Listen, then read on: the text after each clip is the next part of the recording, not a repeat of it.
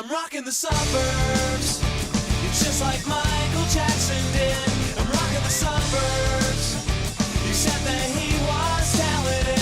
I'm rocking the suburbs, I take the checks and face the facts. This up producer with computers fixes all my shitty tracks. Hello, Internet world. Welcome to episode 6 of the Who Gives a Hoot podcast from the gentlemen of OneWeekLate.com. I'm one of your hosts, Brian, and these are also your hosts, Dane. Hello. And Doug. Rabble, rabble, rabble. Rabble, rabble, rabble, indeed. All right. So July 4th, we just missed it. We didn't have a podcast on that day. I was very sad because, fuck yeah, America.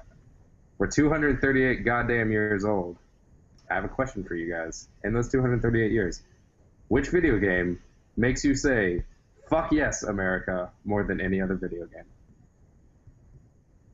America in video games. Not just America. Fuck yes, America. Which game? Nothing comes to mind.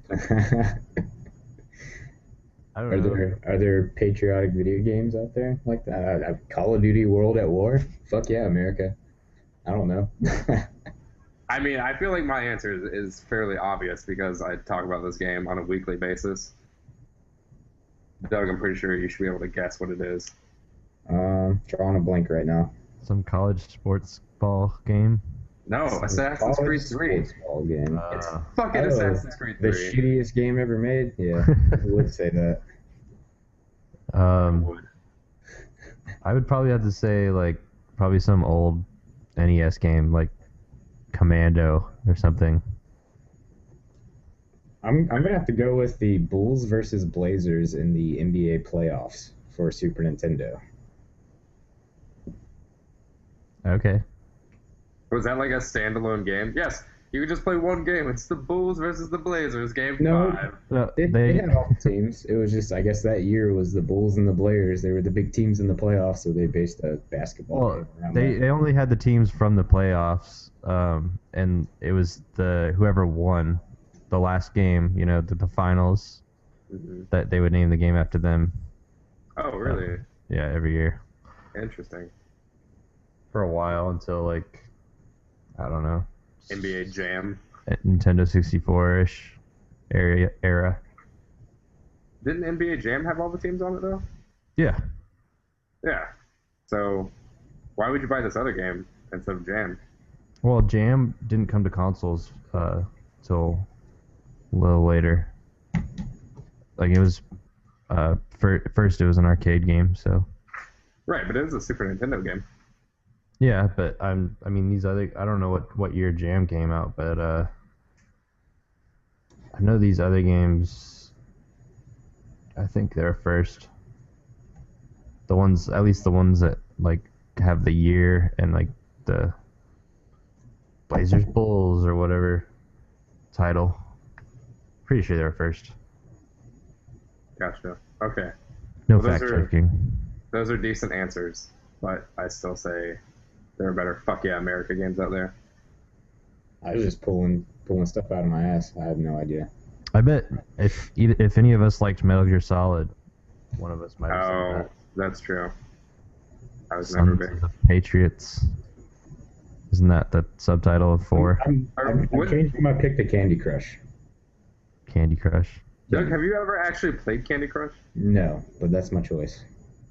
I mean, nothing makes me say America quite like Candy Crush. Nothing makes me say fuck America more than Candy Crush. Well, I mean, you have your story of getting rich off of rip off of Bejeweled, so I feel like that's very American. That is super American.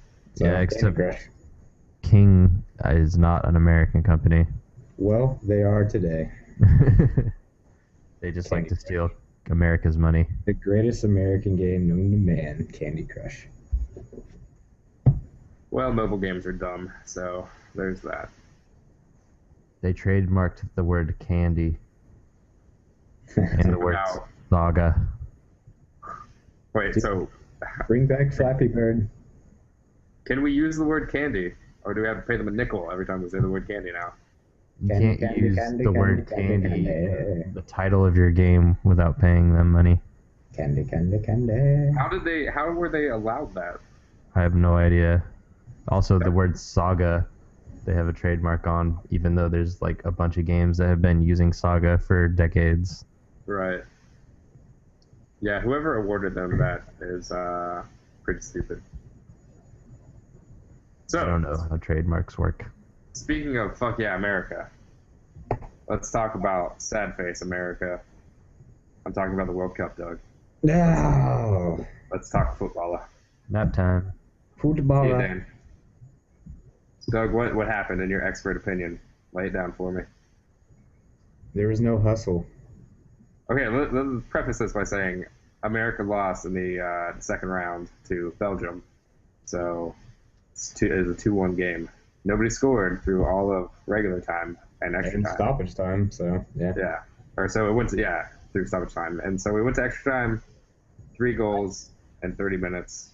2 of them for Belgium, 1 of them for us. I hate the fact that Tim Howard didn't win because he had arguably the greatest game any goalie's ever had ever. Didn't he get like a record for like most saves in a World Cup game or? Yeah, he had a record for that. Well, they didn't keep track before like the 60s, so there may have been a game before then, but oh yeah, but where it's pretty safe to assume that he has the record.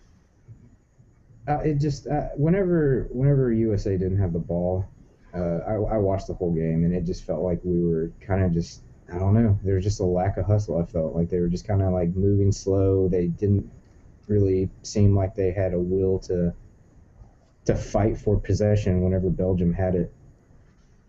And I don't know. I'm not a soccer professional or a football professional, so. Football. I'm actually going to go the other way. I don't blame the players because the players always seem to be overly aggressive when they're allowed to. I think it's Jurgen Klinsmann having them slow down and play a slower paced game, and then they weren't as aggressive on the attack.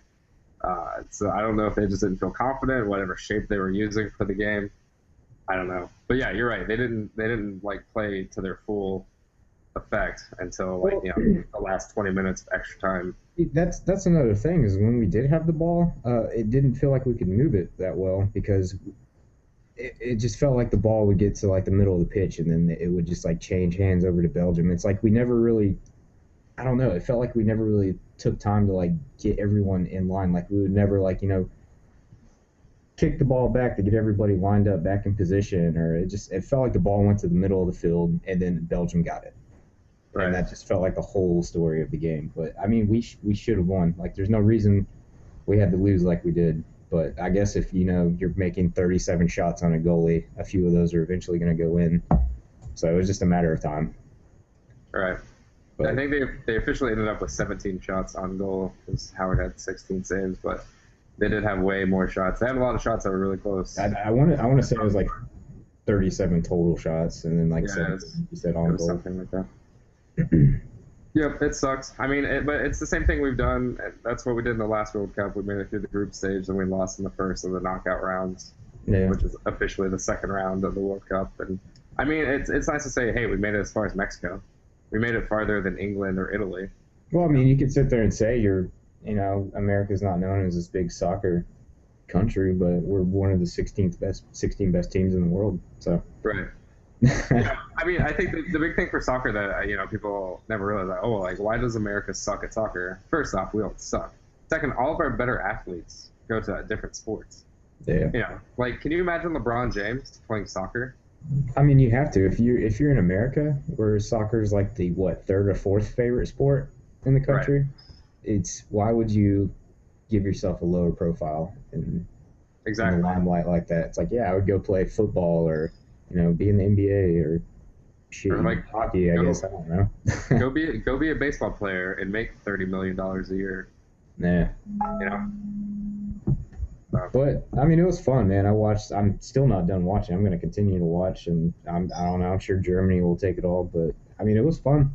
I was into every game that I watched. So I thought Brazil was going to win it all until Neymar broke a vertebrae, and now he's out for the rest of the tournament. Yeah. So I think Germany and Argentina are definitely the favorites in my mind. You think Argentina's got it? I think old Messi has it in him to. I was gonna say, man, Messi's been kind of carrying them so far. But I mean, what are you gonna do when you're the greatest player in the world? So Exactly. I mean, that's just what he knows how to do. So, all right, well, let's loop Dane back in this conversation as he sits there. Oh, That was weak. a cracking shot. I didn't want to be too loud, so. Oh, sorry. You got to be outdoors when you give a good goal. Speaking of soccer, though, Doug, you and I were talking about Pro Evolution Soccer in that series and how it compares to FIFA, because I've been itching to get back into a sports game, specifically soccer, because of the World Cup. Yeah, And, likewise. What are your thoughts? Why Pro Evolution Soccer over FIFA? Because both games, the 15 versions, the new iterations, are coming out soon. Well, I had an opportunity to play both FIFA and Pro Evolution Soccer over the past few weeks. And due to me, PES, or PES, as I like to say, just felt more fluid. I was really surprised when we started playing FIFA because, I mean, I've played a few FIFA games before, but it felt so, like, the animations felt really jerky and it just felt stiff. But Pro Evolution Soccer just felt streamlined from, the opening of the game till the final 90-minute whistle, and it just felt like a better experience. And I'm sure FIFA is always going to be the more popular one just because I believe they have more licensing rights to use. Oh, by far. It's not even close. Yeah, but man, I think Pro Evolution was just a better game as far as actual soccer gameplay goes. Yeah, that seemed to be the consensus, is that Pro Evolution Soccer has much better on the field, but then as soon as you leave the field, everything becomes a clunky or like half-built thing. Like, they don't have a good career mode, which sucks for me because one of my favorite things about sports games is Definitely. the career aspect. So that kind of sucks. That I know if I want that experience, the whole like play 5 or 10 seasons, then I'm gonna have to play FIFA because Pro Evolution Soccer is not gonna do it. But I'm missing out on better gameplay, which is the most important part in my mind. I might actually buy Pro Evolution Soccer when it comes out this year because I don't feel like I need a big career mode with a soccer game because I'm not the biggest soccer fan in the world. I mean, there's no hiding. Wait, you don't want to have transfers and buyouts and buy players from other Dude, clubs? I've You can manage a national team. I've had you explain FIFA's in-depth career, and it scares me just because I don't know a lot. I'm not well versed in the sport of soccer. So if we're talking about NCAA football or Madden or NBA or hockey, I'm like, hell yeah, I want that career mode because I know what that's all about. But I don't feel like it's a necessity for me. I just want some good gameplay, man, because I've been super pumped about soccer the past few weeks. So. Right. Yeah. Same here. I mean, that's why I spent a while reading about the show MLB The Show 14 because I bought that and then I played like for a week and then I haven't played since then. But it's just the complexity and depth of the career mode is just so daunting. Yeah, the show is, I would probably say, the best realized sports game to video game. I'm gonna have to disagree and say NASCAR 2003 on the PlayStation. I'm talking about recently, like keeping it going for years on end. But yeah, NASCAR 98 with the paintball glitch. Heat. That was the greatest NASCAR game. That was the greatest sports game ever, even though NASCAR's not really a sport. But we're going high, you go low. Yeah, I mean that I really enjoy NHLs the most. I enjoy hockey the most, which makes sense of why I enjoy NHL the most. But NHL has the good balance of it's meaty enough that you feel like you're actually controlling a franchise. Yeah. But it's definitely missing like real world things, whereas the show has almost everything that actually goes into it, and it makes it just a little bit too much. Yeah.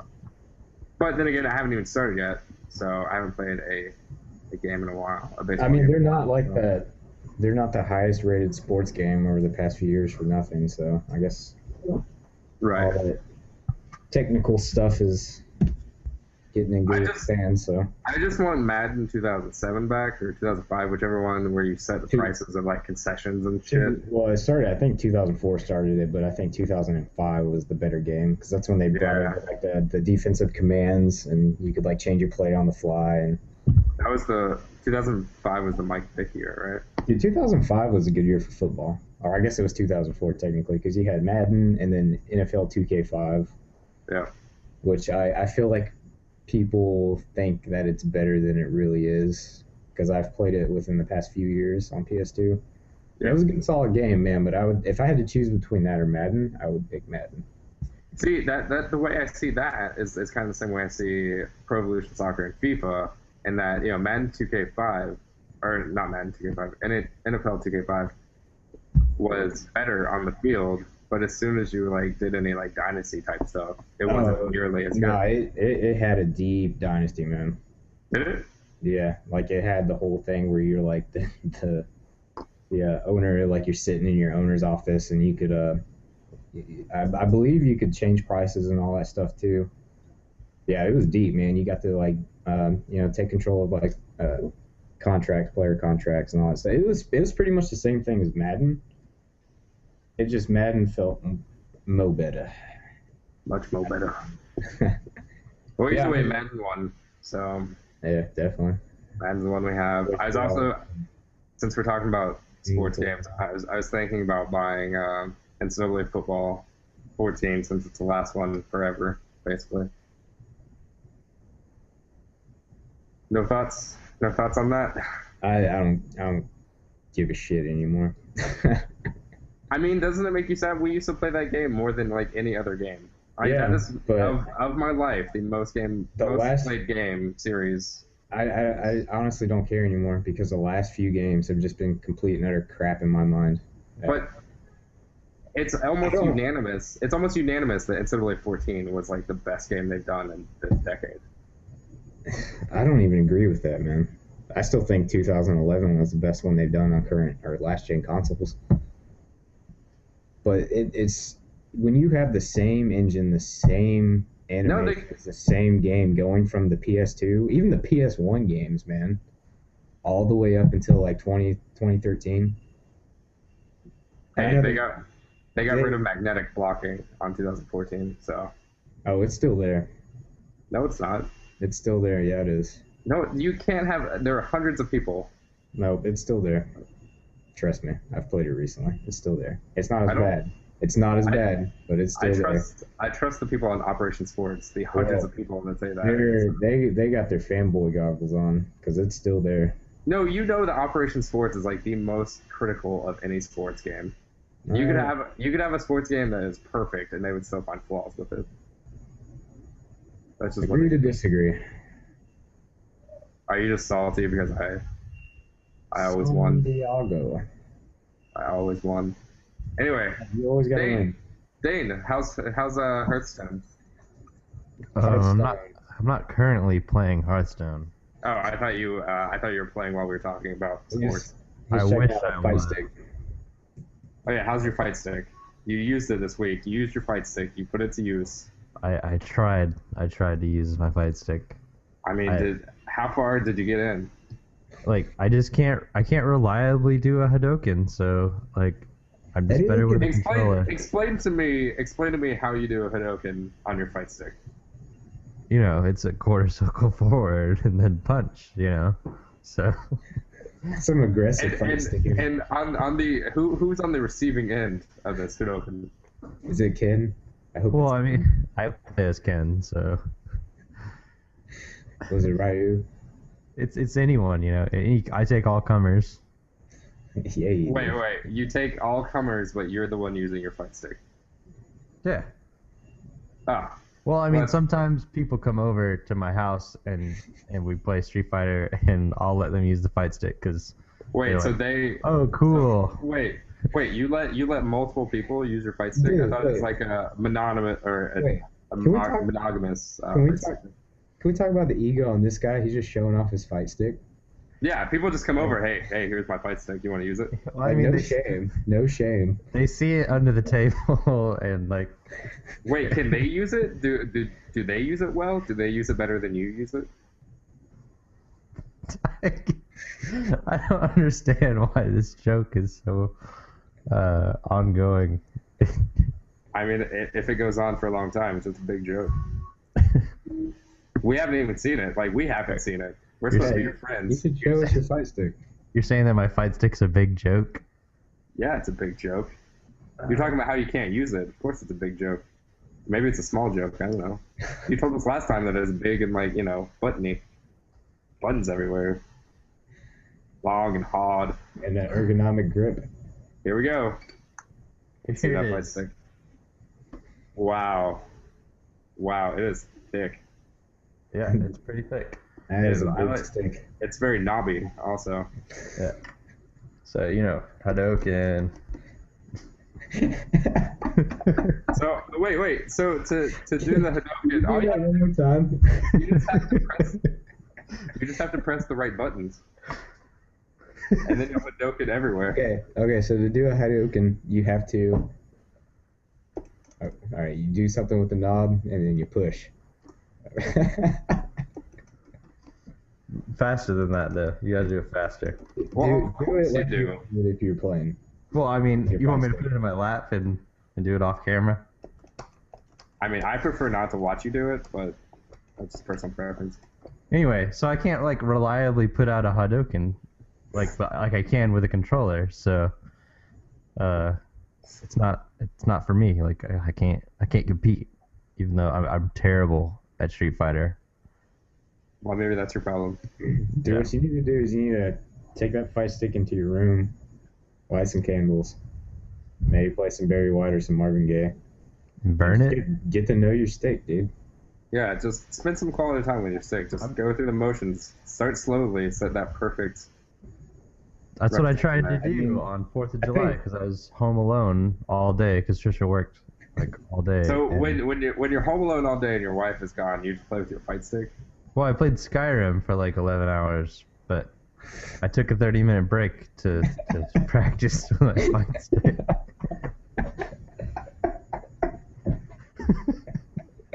What's so funny, man? Dude, 30 minutes, that's a solid sesh, dude.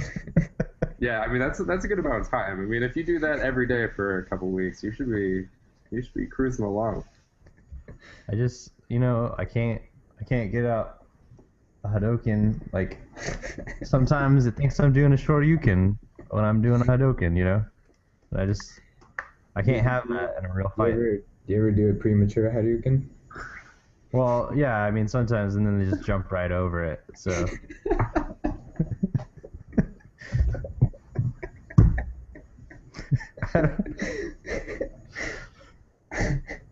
My ribs. Should I just play Street Fighter during this podcast? Yeah, you should. You should let us know. You should play Street Fighter while we're talking, and Should just I let us just- know how many Hadoukens you can do. Put my fight stick on the table and Yeah, you just guys let it all out there. You guys just watch. I mean, it sounds nice. That sounds very responsive. Oh yeah.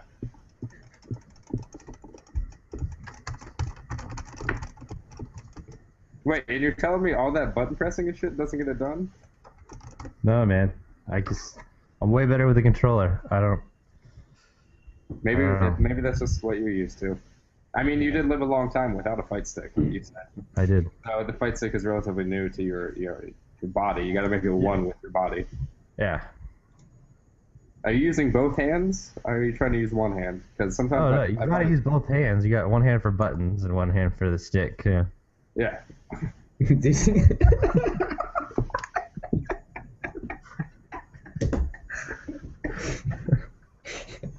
And if you're really good, you can get that pinky in there.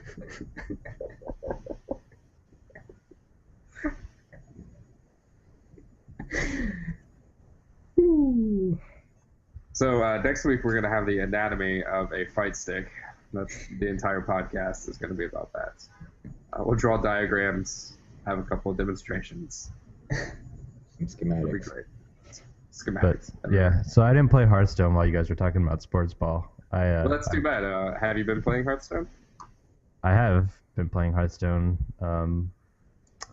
I wouldn't say as into it as I was, but like there's daily quests that they give you. Uh-huh. And I just been doing those, just been knocking those out, collecting some gold so I can buy cards. Sounds fun. Have you been playing anything else? Skyrim, lots of Skyrim. Like Scrim. So, how are you doing on the story? How far are you? Scream! Like the main story. Yeah, like the game story, the main story. No, I don't. Have you gone up on the mountain yet? See the graybeards? Yeah. I did that at the very beginning. Have you been to the throat of the world? The what? The throat of the world? No. It's like the tippy top of the mountain. Wait, you still haven't met the stranger on top of the throat of the world? No. Shit, man. No, What have you been doing? It's like fun role playing, man. I know, sneak around and I shoot little bunnies with my bow. I love that there's a stat that shows how many bunnies you slaughtered. Is there? Yeah, there is. Go into your options and it'll tell you how many of those little innocent creatures you have murdered. I don't want to know. Are you taking their rabbit meat, cooking it up, and then eating it 3 times a day? Oh, no, I don't cook. I just use healing. Ah. I remember when that game first came out, and like the first animal I killed was a bunny, and my roommate's girlfriend at the time was like, she's an animal lover, and she was so just pissed that I was killing pixelated bunnies in this game, and she was going on about how I'm a terrible person, and I'm just sitting there laughing, trying to find more to kill. Red Dead Redemption, I would shoot horses in the head because I knew that it really pissed her off, and she would just get so, like, she would almost be on the verge of tears. Like, she literally felt pain for these animals in the video game. Virtual horse. Yeah. You just ended its virtual life. Yeah. She's like, don't ever turn the game off ever, because then they will cease to exist. Yeah. So my archery skill is like 90. Hell yeah, it is. Are you getting like one-hit kills, sneaking up on everyone? Yeah, like almost everyone died at one hit. Where's your difficulty at right now? The difficulty setting? Yeah. I don't know. Normal, I guess. Oh, so you just left it on default in the middle? Yeah. That's what I usually do. I think I might have bumped it up to expert at one point, but I never go on like the master levels or anything like that. So yeah, the thing that would bother me about Skyrim and its difficulty levels is that when you bumped it up, it made you feel like more human, like you can't take 18 arrows before you die. But on the flip side, you also have to shoot like 18 arrows at enemies to kill them. That's what I don't like, man. I feel like that if you use a bow and you're sneaky and no one sees you and you take an arrow straight to the dome, you should be out. You're done. Your life is over. Yeah. But you're playing on master level and you're sitting there just like rocking 10 arrows up in this dude's face and he's still coming at you. It's like, I don't get the fun in that. But exactly. to each their own. That's why when I played, I would actually, when I was an archer, a sneaky archer, I would wear no armor, but then keep the difficulty low, so that it didn't take a whole lot to kill me, but it also didn't take a whole lot to kill them. So it felt more. Yeah, that's good. Real-ish. Yeah. Yeah.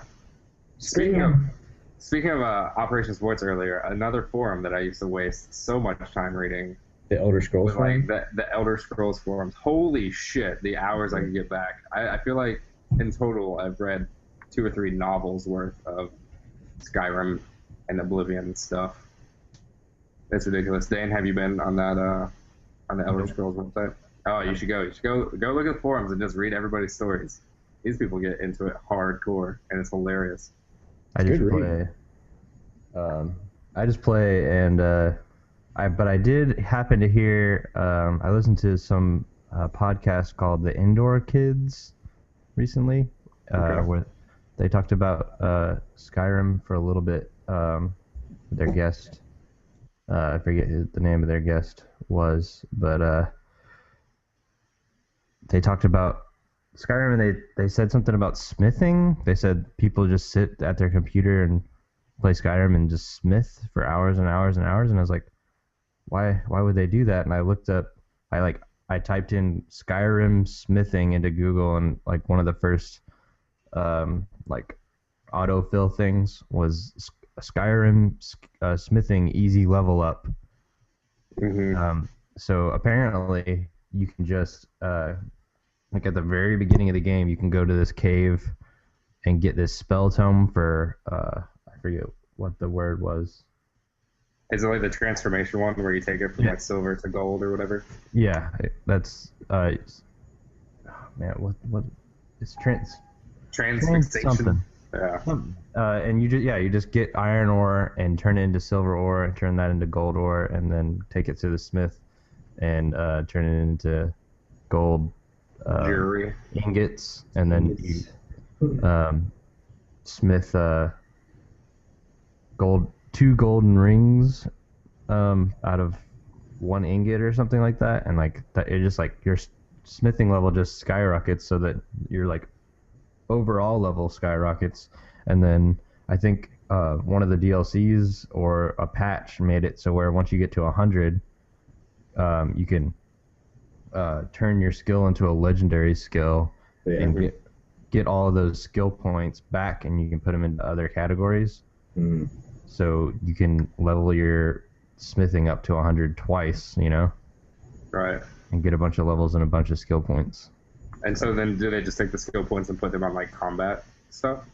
Well, yeah, you still have to get your level up in the specific skill to get the skill points, to get the Right. skills.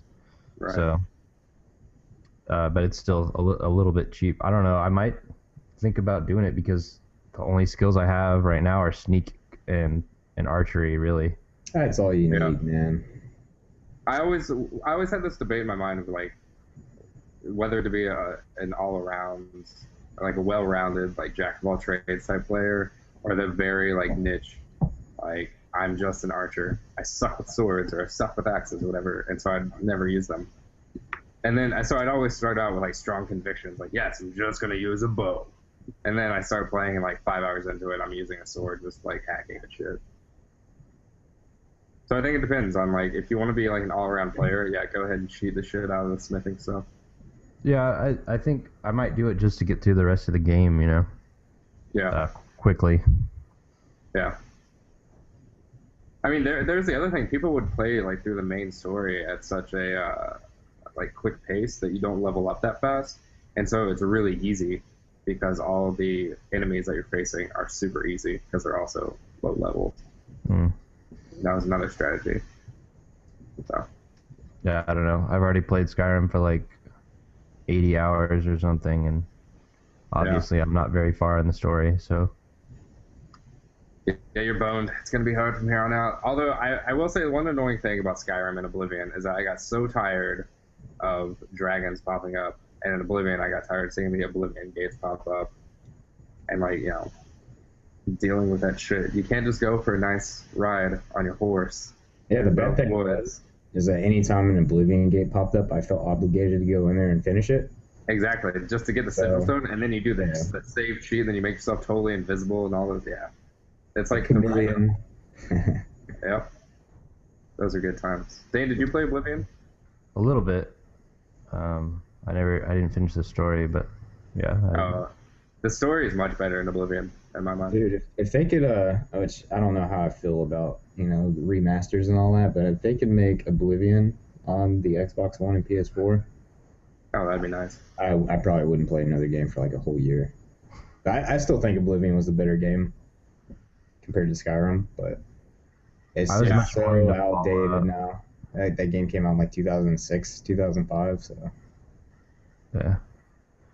I was much more into Fallout, so. I played Fallout 3. I really enjoyed it. I still haven't played New Vegas, but it didn't strike me as hard as the Elder Scrolls did. But, I mean, they're still excellent games, though. Yeah, I did like literally everything there is to do in Fallout 3. I played through it again on like very easy, and it was retarded. It was just like like one shot everybody from the very beginning of the game. You never die. It's pretty funny. I've just always been more partial to like medieval era. So anything I think like swords and there. dragons and magic, I'm kind of like down with. So Yeah, there's so many games with guns that Oblivion and Skyrim definitely interested me more. I guess swords and bows seem cooler in my mind. that's the thing is, there's a lot of games that are based in the fantasy realm, but no one just does it as good as Bethesda. Yeah, very true. Yeah, but Although in Fallout, you can pickpocket someone and put a hand grenade in their pocket and then watch them blow up.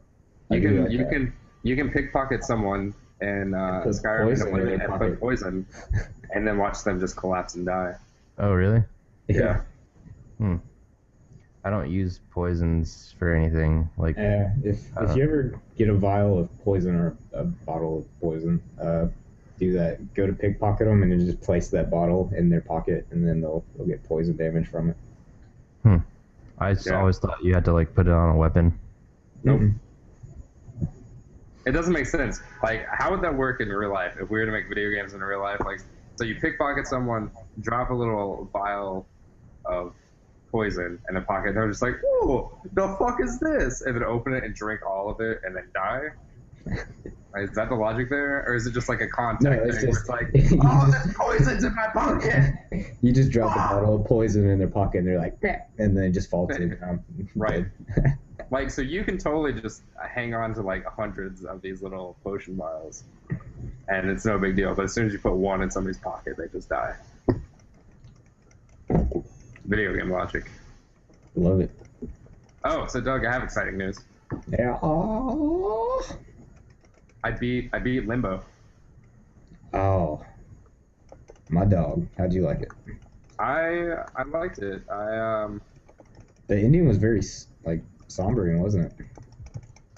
Yeah, it is. When you like smash through that glass, and then I was like, "Is this it?" Like, this is it. And then he gets up and starts walking away, and then yeah, I don't want to ruin everything, but I'm not gonna say it. it was really good. Dane, So are you going hard on that fight stick? Yeah, man. All right. Well, I guess you do I need also- practice in. So Dane, you beat Hotline Miami, right? No, I never did. It's really hard. It is really hard. Do you know how many chapters are in there? 'Cause I No. started playing that. I'm on like chapter 8 or 9 or something. I can launch it real quick and see where I'm at. But I feel like I fought like a final boss thing and I kept going and I was like, I don't know, this is crazy. Yeah, I don't know. Have you- I've been playing that on the train, but I kind of had to stop because I was getting tired of people watching me play and watching me die like 20 times on the same level, and they were probably thinking, "Oh man, this guy really sucks." But in reality, this game's just fucking hard. Yeah. I've heard stories. I haven't played it yet though. You should definitely play it. And Hotline Miami 2 is coming out this fall sometime, and so that should be even more fun. Good. It looks like more. Just looks like more Hotline Miami. So I don't know. I have to finish the first one. Yeah, but I mean the first one, it's so fun. Like the different level design and stuff is interesting. Yeah, and the story is really weird and interesting too. Right. Yeah, that's the thing about the story is that like I still have no idea what's going on. Yeah. Have you seen Drive? Maybe Drive with Ryan Gosling. Yeah. Oh, Yeah. Yeah, it reminds me of that, and I really like that movie. So Yeah. That's true. That is true. Other news, the DualShock 4, Dan, now works with the PlayStation 3 wirelessly.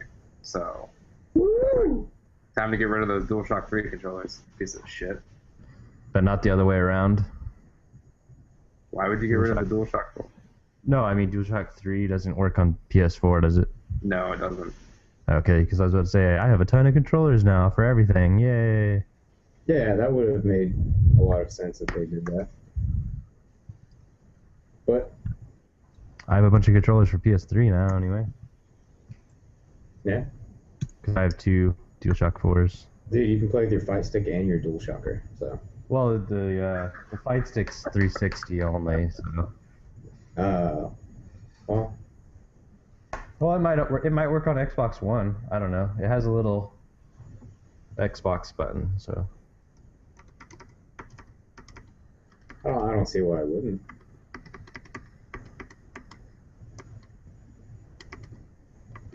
Look, you can do so many impressive things with your fight stick. I'm And happy for you. the start and select button are on the back, so you get the full picture. I'm glad we've seen your fight stick from every angle. Look, it even says fight stick right here. It does. Wow. Pro. In case you didn't know, Fight stick it's a pro. fight stick. It's a fight stick. Anyway, so video games. Did either one of you play Thief, by the way? No, it's sitting up there and it's GameFly envelope, and we're gonna cancel GameFly here like today. So, Oh, really?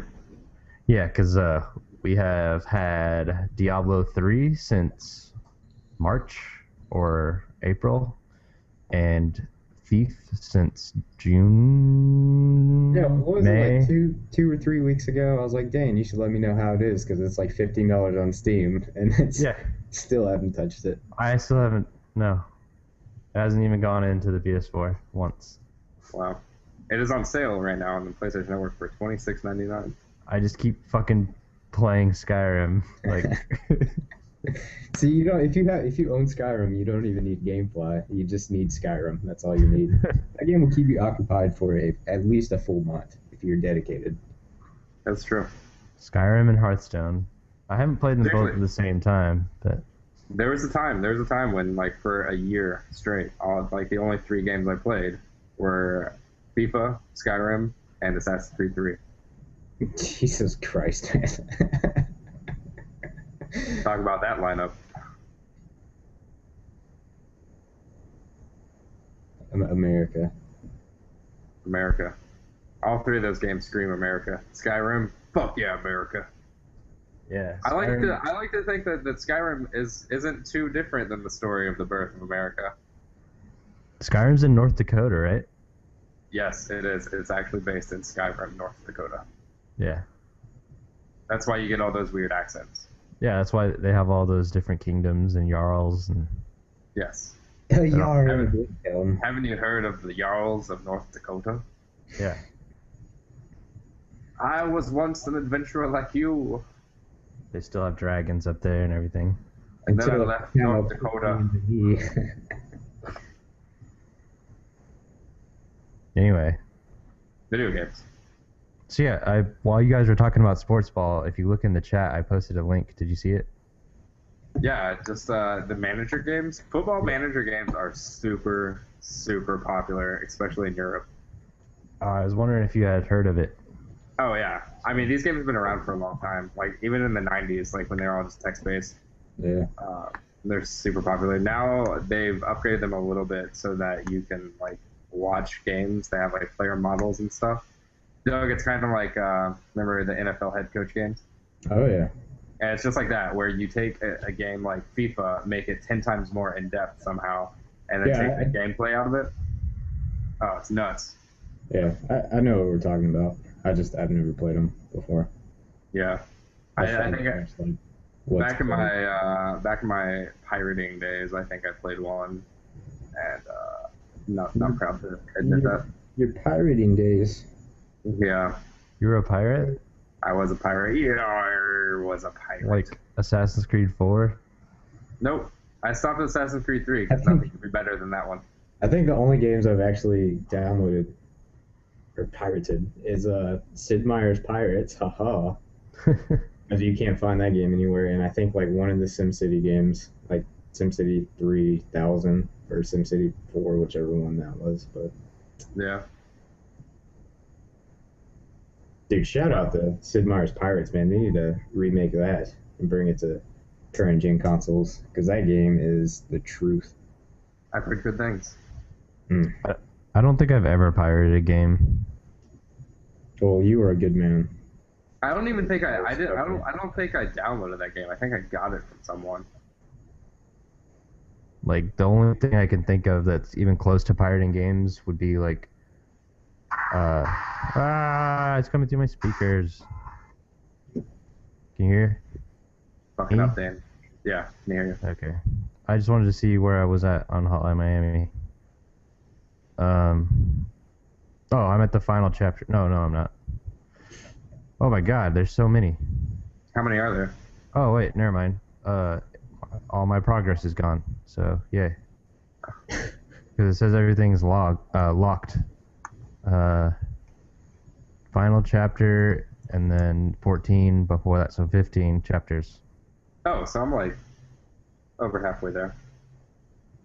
But Wait, I don't- according to this, there are 21 chapters. Huh. Well, I don't remember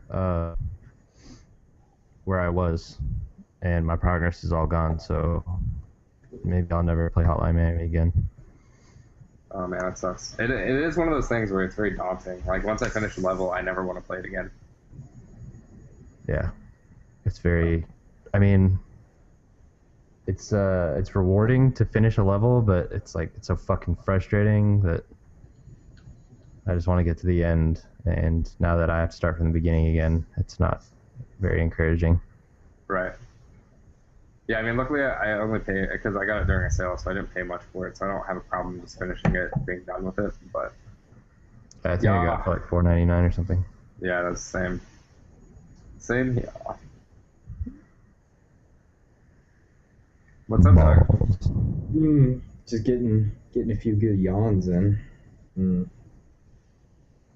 I got a thing that's kind of video game related. Wait, have huh? you guys heard of Lindsey Sterling, the violinist? No. If you look at a video of hers on YouTube, she has a few. She does like Is she related to Donald Sterling? I don't know who that She's is. super racist. Does she not want blacks at her basketball game? It's her great uncle Donald Sterling, the owner of the Clippers. I don't think so. Lindsey Sterling. Let's take a look. Oh, STI. Oh wow. She does video game stuff. Yeah, some mostly some Zelda stuff. I better just put a link to a Zelda one. But, a link to Zelda. Huh. Oh God. Oh, What? how did What? I even? What? A link to the Zelda video, the newest Zelda game from Nintendo. Zelda. A link to the Zelda. A link to Zelda, a link- YouTube. A link to Wikipedia. Anyways, yeah, I'm going to see her tonight. Oh no way. At Iron City, which is a venue for music. That's awesome. Is she gonna do some Zelda stuff tonight? You think? I don't know. I think she did last time I saw her. Last year.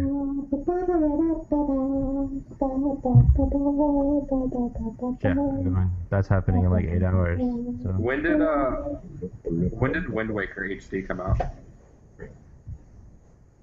Last year? No. Yes. No. End of last year? I feel like it was only like a few months ago. I feel like I just read about it. That's why I was curious. I'd see if you guys have played it. I feel like it was like March or something. No, it had to have been longer than that, because last June I was up in Arkansas visiting family, and I want to say I saw it at the Walmart there. Well, it says 2013, so October 4th, 2013. Oh, well, never mind, I was off a little bit. ta-da. I don't know. I just got it for free for getting Mario Kart, so there. I still have, like, I don't know, 23 days to figure out if I want to do that or not. Doug, I'm passing on the message from my 6-year-old brother to fucking buy Mario Kart 8. God damn it. Verbatim. I was so stoked for that game, and I was like, man, if I get Mario Kart 8, you have to come over and play Mario Kart with me, and it's like, I haven't bought Mario Kart yet. Just sack up and do it, man. What are you waiting for? You have a 6-year-old relative of mine that you could entertain for hours. Yeah. But we have Pro Evolution Soccer and FIFA. And a new Transformers game. You got like the new Transformers game? No, it's like the second or third one they came out with. Gotcha. Oh man, listening to them talking about the video games that they buy for him, it's just hilarious because they're all these old ass used games. Hey, but when you're a kid, they're all new to you, dude. So I know. They're still better than the games we played when we were kids, like graphically at least. yeah, I mean, I think I would say that the quality, the games that we played when we were 6, the quality was much better for us. yeah. There I was, mean, like, also passion. he's 6 now, so when Yeah. we were like 5 years older than him when we first started playing Grand Theft Auto 3. So Yeah. we were like 10 or 11, and our parents were like, okay, well. Shit, man. That's scary. Because when he like turns 10 or 11, I'm gonna be waiting. He's gonna get a GTA game. He better not. Yeah. I will veto that. I'll make sure he's 18 years old before he plays one of those games. Man, Yeah. I would never think that's what would be used as a basis for violence in the real world by teens. Grand Theft Auto. Because I remember playing that at such a young age, and I was just like, this game's awesome. And then it stayed in the room. It was so cartoony though. I don't think Yeah, that was one of those things. I don't think I ever mistook like, oh man, this is what being a gangster's like, because it's so cartoony that it's like, wow, this is just ridiculous. My brother lets my nephew play Grand Theft Auto 5, and he's 10. So Yeah, I mean, we weren't far off. Doug, like, how old were we when we camped outside and played Vice City? Do you remember? Oh man, we were probably like 13. Vice City came out like 2003 or so.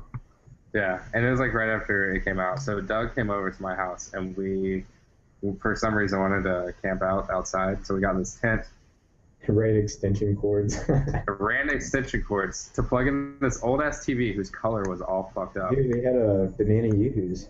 Yeah, and we had these like the chocolate banana yoo-hoo drinks, and we just hung out outside in this tent and played Vice City until like 3 a.m.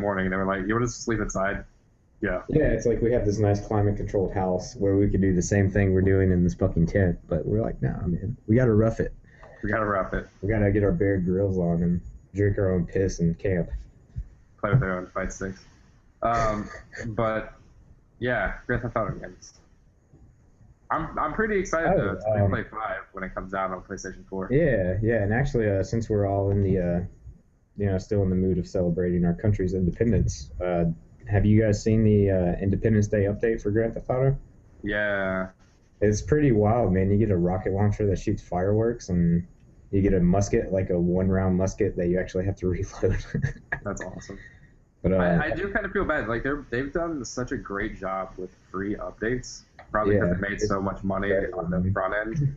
It seems like every like 3 weeks there's a new update. It's like legitimate stuff, and so I kind of feel bad that I missed out on all this. Like at least we get to experience it. Or is that all that stuff going to be included for the PlayStation 4? I would imagine so. And Xbox One. I guess I should add that in there. Yeah. Yeah, I hope so. Apparently, they're making a bunch of money on GTA Online also. So. Yeah, I like when I was playing that for the 2 weeks that I played with Doug's brother. Like microtransactions never made sense to me, but I could see where people would pay money for stuff.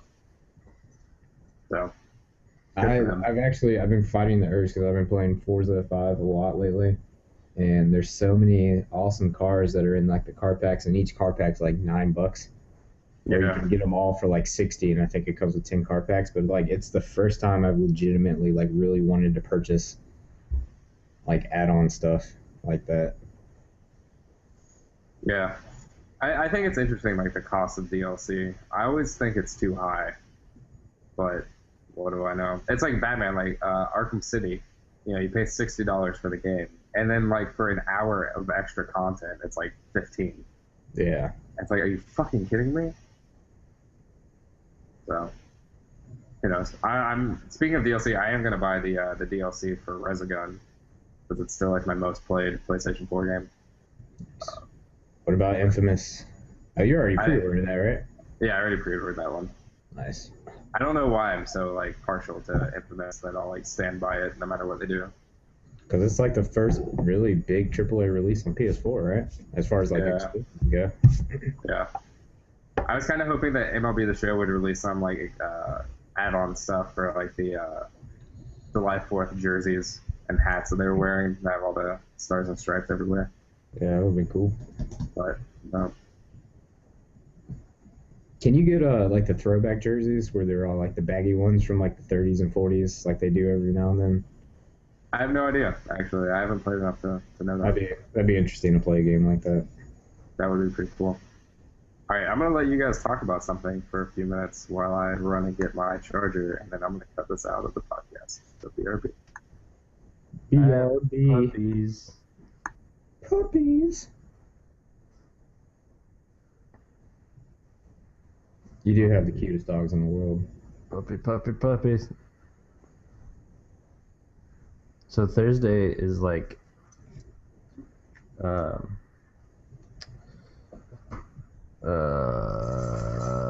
months old, and Loki just turned 2 years old, and Loki is like 5 pounds, and Thursday is like 8 pounds. So Thursday just like picks on Loki all the time. He just punches him right in the face all the time. He's like. Do the dogs ever play on the fight stick? No, I haven't seen them use the fight stick. They actually leave it alone, which is nice because it just sits under the coffee table here. So That's good. it would suck if I came home and they had chewed up my fight stick. So Dude, when me and Raleigh lived in Briarwood, he had a pet rabbit that he shared with his girlfriend, and he would like go in his room and like his controllers, his mouse, like scroll button, like everything would just be chewed to shit. I'm like, dude, if I ever find that rabbit in my room, like I'm going to kill it.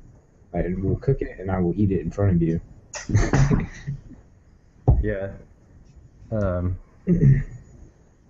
yeah, we lost some laptop chargers and shit like that when Loki was a little tiny puppy. It sucked. Because laptop charger ain't cheap. Nope. Nah, I mean, especially one for a stupid MacBook, you know. I heard that. I actually have an extra one if you ever need an older one.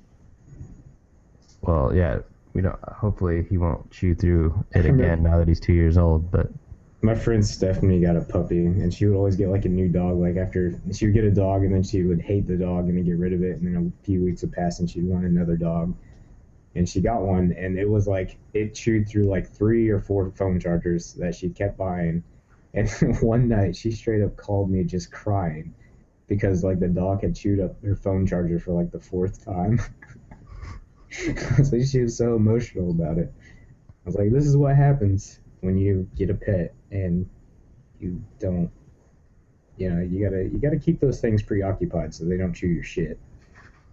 yeah, You gotta spray them in the eyes with pepper water. That'll stop them. Put some habanero crust, like little crusty habanero pieces in their eyes. Bad. so this is the first podcast since the whole Giant Bomb new hire thing happened. Correct. Did we mention it on other podcasts, or is that just in conversation? No, I think you That was just mentioned in conversation. the one they were having in New York on one of our, I think it was podcast 3 or 4. Yeah, we talked about Giant Bomb coming east, but we didn't talk about the new hires. Well, it was speculated that it was going to be Dan Reichert from Game Informer, and it happened. Which it was, yes. Did you see the troll tweet that Jeff Gerstmann put out?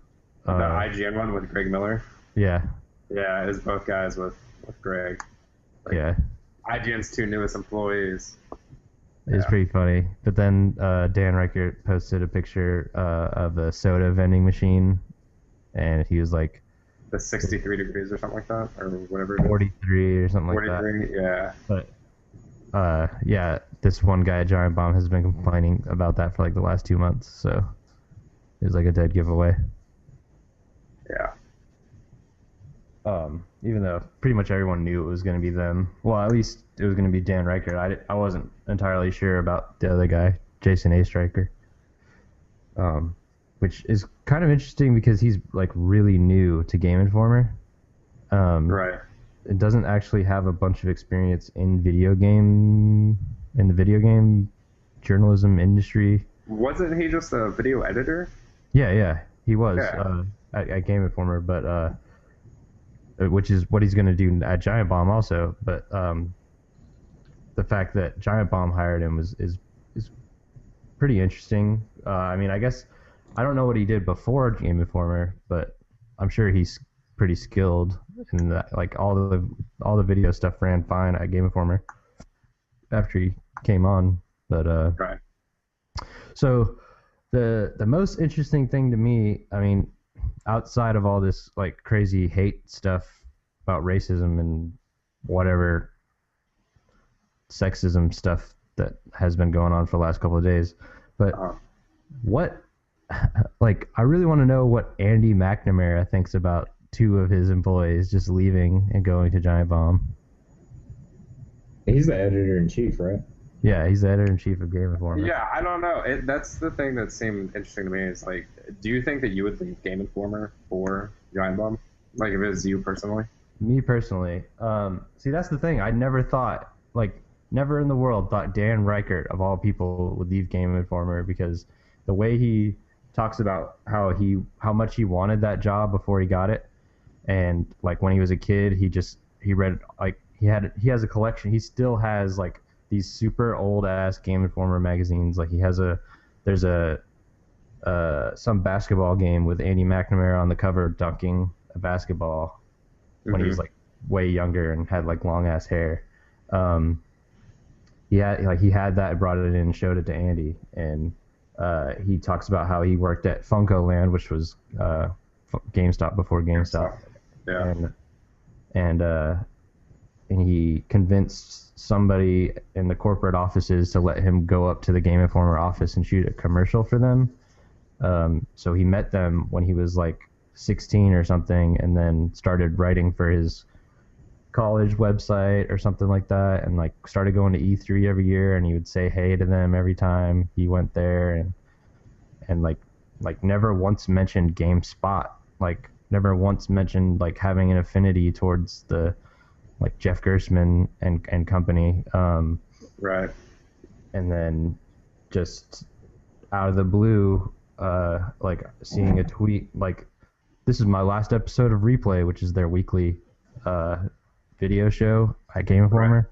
Right. And I'm like, your last episode of Replay? What does that mean? And I went, and he had a blog saying that he was leaving and going to California, and I had already applied for the Giant Bomb job, not even expecting to hear back or anything. But so I knew that was a job that was open, that he's very well qualified for, and I was just like, how does that? Why would he leave Game Informer? Like that's his dream job. Like, how is his dream job? How's he gonna leave his dream job to go somewhere else, which is basically the same thing, but not? Just doesn't make sense. But there's probably factors like he probably gets paid more, because at least the standard of living is higher in California than it is in Minneapolis. It's true. I mean, maybe he wanted to be closer to the games industry. Yeah, I mean, Game Informer is kind of isolated. It is, and like maybe he sees that fucking magazines are dying, you know? Yeah. And I mean, Giant Bomb is like primarily video now. So do you think if GameStop didn't have the Game Informer like power up thing, how big do you think the circulation would be for Game Informer? See, I have no idea, because they're the number 3. Last time I checked, they were the number 3 most subscribed to magazine in the country. Yeah. That's one thing I was going to argue, is that, I mean, I take pay and all that out of consideration, but I would think Game Informer would be the better place, just because anyone that walks into a GameStop is probably got a Game Informer subscription.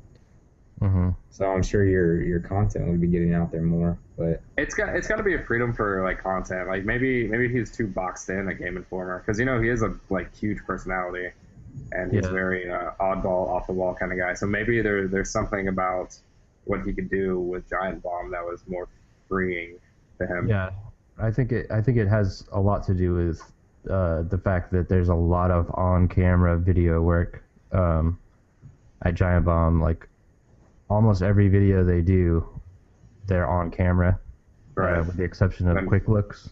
Not just narrating. Yeah.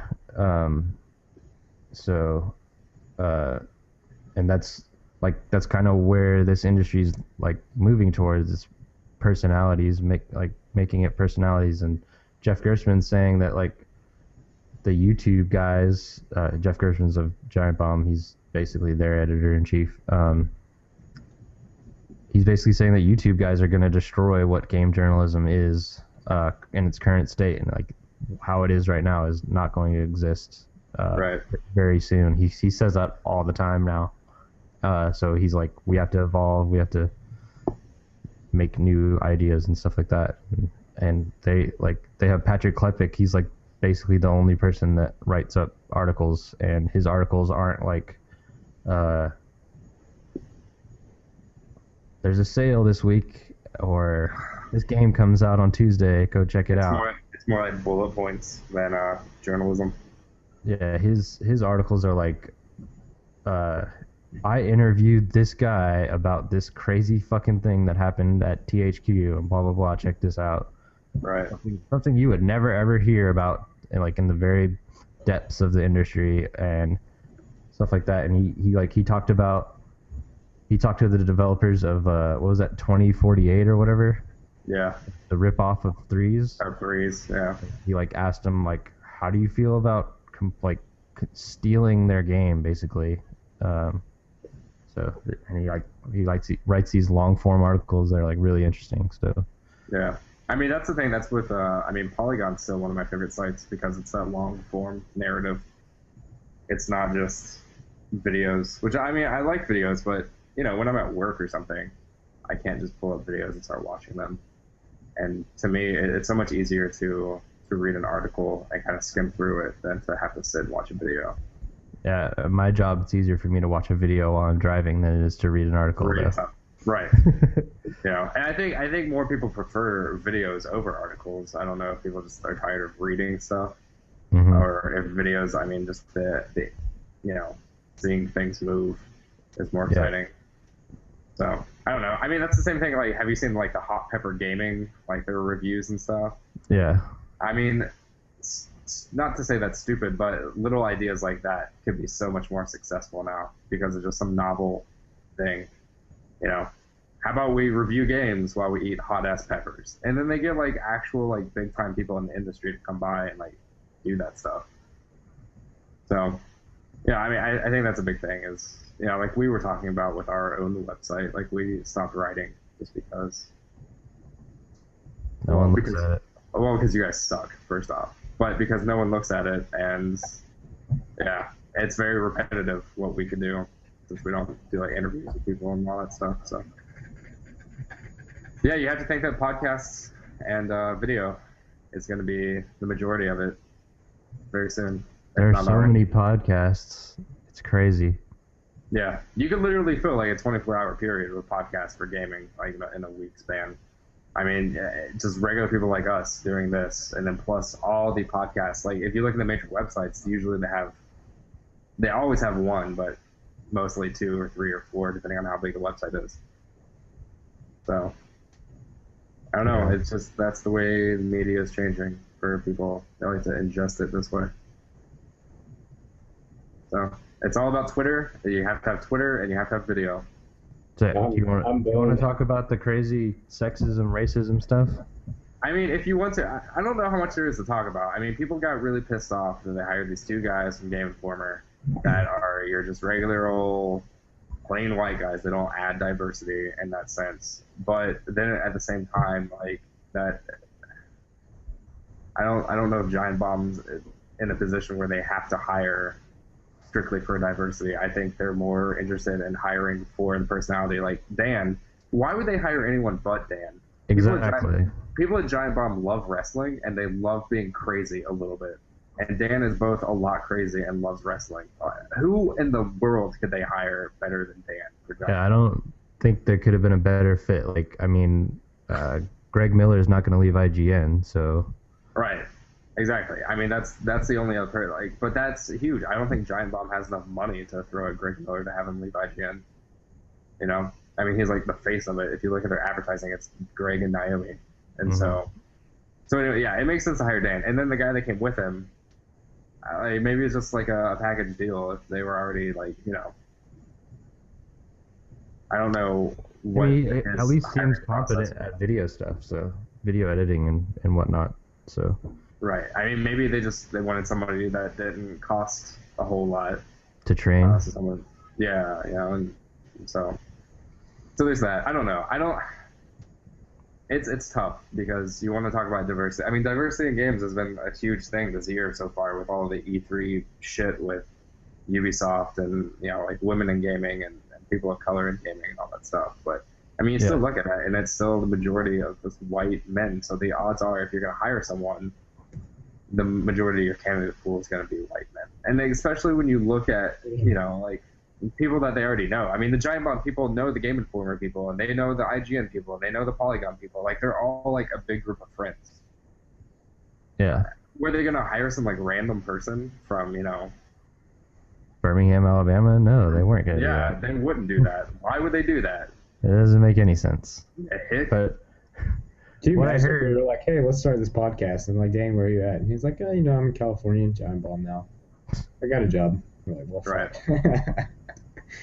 I guess that's it on the podcast. There's our career out the window. Become a subscriber. You guys can see me every Friday on Unprofessional Fridays. Yeah. Yeah, I looked into some on Twitter about the crazy stuff that Giant Bomb responded to, and some of the Giant Bomb community was saying what the specific issue that they were responding to was some girl was complaining that they didn't hire her, I guess, or at least saying that they didn't hire a woman, and just kept going on about it, and then like people were being really nasty to her, and someone found out that she didn't even apply. So it was like, how are they going to hire a woman if they don't even apply, Right. Like, how are you going to speak out for, you should hire a woman if you're not even trying to apply yourself? Yeah. Yeah. I mean, that's the problem with this country is everybody's got to complain about something they're not even devoted to. Yeah. But I mean, it goes both ways. I feel bad. Like, obviously she doesn't have a right to complain about not getting a job if she doesn't apply. But also, it shouldn't make her a target of aggression. Oh, no. Yeah, definitely not. I mean, she just stated her opinion. I mean, yeah, that's the thing about video games, that there are a lot of really shitty people that have video games as an interest. And so I can see where you hear some of these things, like especially for women or girls or, any minority, you're going to have a bunch of white dudes that are fucking assholes. But it goes both ways, I mean, you can have assholes of any color, any gender. So, yeah, that's just the way it is. But as far as criticizing Jeff or anybody at Giant Bomb for choosing to hire those guys, I think is just ridiculous. I mean, they're just 5 white guys right now anyway. It's not like they have 100 people. It's not like... Right. Like, this isn't some huge... This isn't like if Apple was strictly white males, how messed up that would be. Yeah, definitely. I mean, it's such a small thing. I don't think people realize how small Giant Bomb is compared to these other websites. And, I mean, if you look at IGN, I mean, they're like dwarf Giant Bomb. Yeah, it's like even Game Informer, if you compare Giant Bomb and Game Informer has like 18 writers. Yeah. And Giant Bomb has 5. 5. Yeah. 5 and 3 video guys. So. Yeah. Yeah. So, I mean, it's weird, but that's what people are going to do. They're going to make a stink about random shit. I still have not gone and knocked on the door at Giant Bomb here in New York City. I don't know if it's I mean, they'll say, hey, I don't know. I don't even know if you could get into their office. Okay, let's play through the scenario. Let's assume that somehow I could get into their office and I got to their floor, wherever it is, and I go right up to their door and this happens. Oh, hello there, Giant Bomb guys. You want to give me a job? Do you even know their names? No. Yeah, I don't know how that would go. There's Alex Navarro and Vinny Caravella are the people in New York. Yeah, they're really nice. Like, they would be nice, and they would assume that you're a fan of Giant Bomb, but they probably would not give you a job. Well, I don't think they have the means to give me a job. Which Well, I I'm understand. not even a job, not even like an internship, like a free internship. Right. They actually, from what I remember, I think they think that's kind of creepy if you just come Oh, up it's and ask. super Yeah. fucking creepy. I mean, we have people that try to walk into the Times building all the time. You Yeah, know? well, I mean, It's like, you can't just walk in and say, oh, hello to all my favorite writers. yeah, I remember when they were Whiskey Media, when they had like multiple sites under their umbrella, like they would have people that would come over by the office and knock on the door, and like everyone would go and say hi to them, but like that was it. Like they're like, we're busy, so Right. like I we mean, don't have I time imagine to give everyone yeah. a tour or anything. if I was at, a random store downtown or something and I saw them, I would definitely walk up and say, hey, what you guys do is great, blah, blah, blah. But no, I would never walk to like their office and try to like interrupt their day. Like that just seems Yeah. terrible. So, yep, there's that. Giant Bomb. That was the Giant Bomb Hour. Thanks for listening. Woo! Thanks for your input on that one, Doug. Yeah. You were great. They do have a good sorry, podcast guys. if you wanted to add a podcast to your repertoire. Well, now they're Encyclopedia Bombastica stuff with Dan, where he looks into all these old ass games like the replay stuff. They were already doing that. I know, but he just makes it 10 times better. So I can't believe he left Game Informer, and that's so weird that like they're still doing a replay without him, and he made that show. right. And the funny thing is, Encyclopedia Bombastica, they did Twisted Metal 2. Yep. That was the first replay. Was it? Yeah. Oh man. Old habits die hard. Like the weird thing is, I think they should maybe change the name of replay, because the people that came up with replay are Nick Ahrens and Dan Reichert, and both of them no longer work at Oh, Game God. Informer. So Yeah. I don't know. I mean, it exists in different forms. Why change the name now? yeah, I mean, I That's guess like- it wasn't Dan Reichert's property or anything. So If Greg Miller left IGN, I wouldn't want them to change Podcast Beyond's name just because the last original member is gone. I don't know. I think it's weird that there's a podcast just about PlayStation. Why? They have so much to talk about. Have you ever listened to it? They fill an hour like really well. I tried to, but I don't know. Something about What jumping into a podcast with hundreds of episodes. I don't know. I mean, I don't think it seems pretty accessible. I wouldn't think that you have to have like all the knowledge of like their inside jokes and stuff. It helps. It makes it more entertaining. I mean, the more you listen. IGN is a very big fanboy community, so it makes sense that they have their Xbox and Sony exclusive podcasts. But that's the thing for me. Like the reason I like it is because it is Sony exclusive, not because they exclude Microsoft content.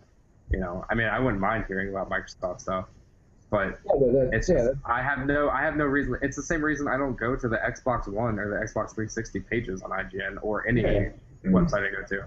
But I'm saying IGN, their community, like their commenters and their subscribers are so like divided, Oh yeah, definitely. I mean, but it's that's like, the thing. as far as websites go for like the community, IGN is probably one of the worst in that aspect.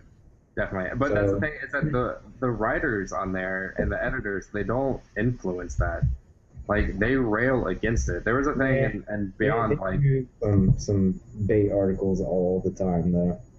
Well, like 3 episodes ago. I mean, I'm just talking about the Beyond. Dude. No, I was talking about the website. No, I'm talking about like Greg and Colin, and then Brian Altano, who I consider like the third person now.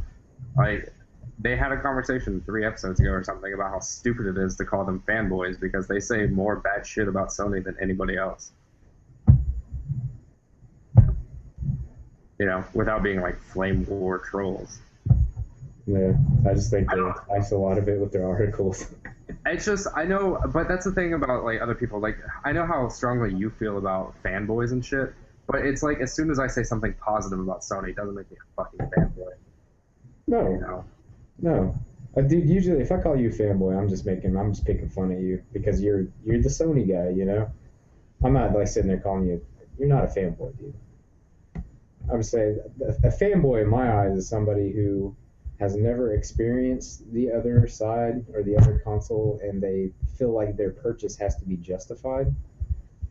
So, like, if somebody had like only bought an Xbox and they were because they can't afford having both of them, they hate the other one. It's like your brand loyalty is all it is, and I don't understand that. But Yeah, I think it has to do with the negative values. I mean, if I never played a Microsoft or a Nintendo product and I talk shit about them, then that would make me a Sony fanboy. yeah, But if I never played a Microsoft or Nintendo product and never said anything about them, period, then that doesn't make me a fanboy.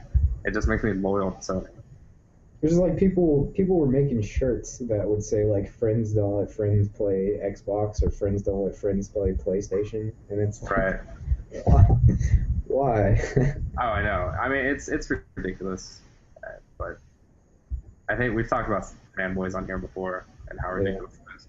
I just hate that it flows off. Like, I feel like fanboyism didn't exist 10 years ago, and now it's like it's a relatively new thing. But now like everybody's lumped in there. Like, you can't escape it. It's just, oh, what system do you play? Oh, you play that one? You must be a fucking fanboy. I think Sega invented it with their "We Do a Nintendo" advertisements. Nintendo. Yeah. Yeah. I was listening to the Greg Sega's the Miller, original troll. Greg Miller, Girl on Guy, Aisha Tyler's podcast. Oh yeah, So so good. Call back to last episode. I was listening to the Greg Miller one, and he said that his mom made him get a Saturn when he wanted a PlayStation, just because they had a Master System and a Genesis. So we're a Sega family, is what he said. His mom said. Right. And then Saturn sucked. Yeah, that's what happens. So maybe Greg Miller's mom is actually the first fanboy. The original fanboy is Greg Miller's mother. I'm telling you, it all goes back to Sega, dude. Yeah, and where are they now? Just making Sonic. Dead. Everything but dead is what Sega is right now. Well, I think we've hit the hour and a half mark. This is kind of. Let's go for 3 hours, man. Well, I have other things I need to do today, so unfortunately I can't just let this be my whole day. Although I'd love to. Do you guys want to do it again tomorrow? Let's become a daily podcast. Let's put out 3 podcasts a week, like Nerdist. Yeah, but they should all be different topics. I was actually talking to my roommate Paul about doing a podcast or like YouTube videos or something. Kind of like if you watch the Game Over Greggy channel on YouTube, how they do like just conversational shit about life, not about video games. We're thinking about doing that because we have a lot of differing views but very strong opinions, and so it'd be interesting to listen to both of us talk about things, I think. So which Disney princess would you fuck? Which one would I fuck? Pocahontas, for sure. Pocahontas. That's a good choice, man. Yeah. That was the first Game Over Greggy podcast show thing. I don't think I've seen that one. That was do you know who did they choose? Do you know? Oh, they talked about it for like 5 seconds, even though that was the title of the episode. Yeah, that's usually what happens. Where Greg Miller asks a question like, "Which president would you want to kill?" And then they talk about it for like 3 seconds, and then they talk about like coming in Tabasco sauce or something. Yeah, I only just started watching that since last week, since I listened to the Girl on Guy episode of Greg Miller. Like, Yeah, I will say that's one thing is I think I go to IGN strictly because Greg and Colin are there among other people. I had heard of him before, but I hadn't watched any of his stuff because I don't go to IGN. Right. Yeah, I think they're good personalities, but if they ever left, I would definitely not use them as my sole source of news. Colin does really good feature writing. Like his stuff, like he did this big long thing about Naughty Dog, and it's like 6 parts, and it's like a really, really good read about their whole history. And he's so knowledgeable on like Sony's first party studios, so that's why I like him. And then Greg is just funny to listen to.